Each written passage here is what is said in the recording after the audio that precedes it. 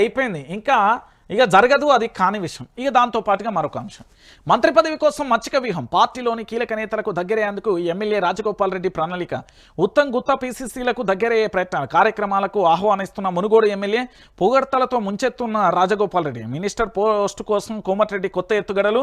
ఉత్తమ్కు CM అయ్యే అర్హత ఉండను కామెంట్లు చేసిన పరిస్థితి. నిజంగా ఉత్తమ్ కుమార్ రెడ్డికి సీఎం అయ్యే ఛాన్స్ ఉన్నది.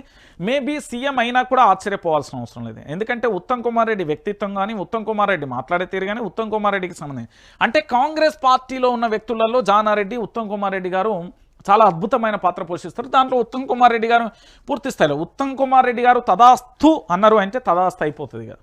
ఎలాంటి మొన్న మా ముఖ్యమంత్రి రేవంత్ రెడ్డి కూడా మాట్లాడిండు కదా. ఏమని మాట్లాడిండు? పూర్తి స్థాయిలో కూడా ఒక అంశాన్ని చెప్పిండు. ఏమని అంటే ముఖ్యమంత్రిగా కాబోయే ముఖ్యమంత్రి ఉత్తమ్ కుమార్ రెడ్డి ముఖ్యమంత్రి అయిన తర్వాత ఎస్ఎల్బీసీకి సంబంధించి పూర్తయితాయని చెప్పాను.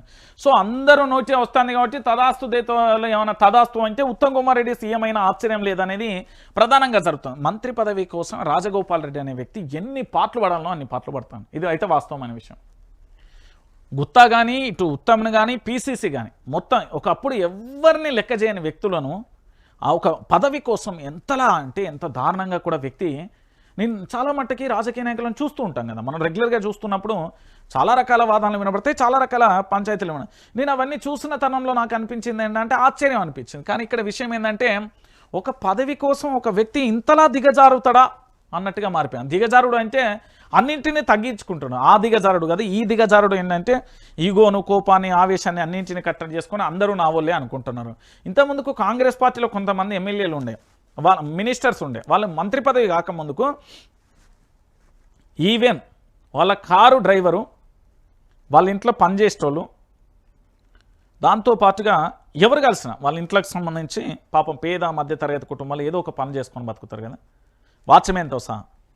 అన్న తిన్నవా అన్న, మధ్యాహ్నం దమ్మన కలిస్తే అన్న మంచిగా ఉన్నావా అన్న, ఆరోగ్యం ఓకేనా అన్న, మీ పిల్లలు అందరూ మంచిగా ఉన్నారా, ఎవరికైనా ఏమైనా సాయం కావాలంటే చెప్పి చేస్తా అని కొంతమంది మంత్రులు మాట్లాడంగా నేను విన్నా. ఇవాళ వ్యక్తులను అరే బాబు ఏమరా అర్థమైతలేదురా, ఏం చేస్తున్నావు పని, మజయ్ నడువిక్కనుండి, అరే ఒరే తురే, నిజంగా అండి చాలా బాధ అనిపించింది నాకు. అవి నా చెవులారా నేను విన్నా. అంటే పదవి ముందు పదవి తర్వాత ఇట్లా అవుతారు అని అర్థం అన్నట్టు. సో ఈయన పదవి కోసం ఇట్లా జారుతాడు.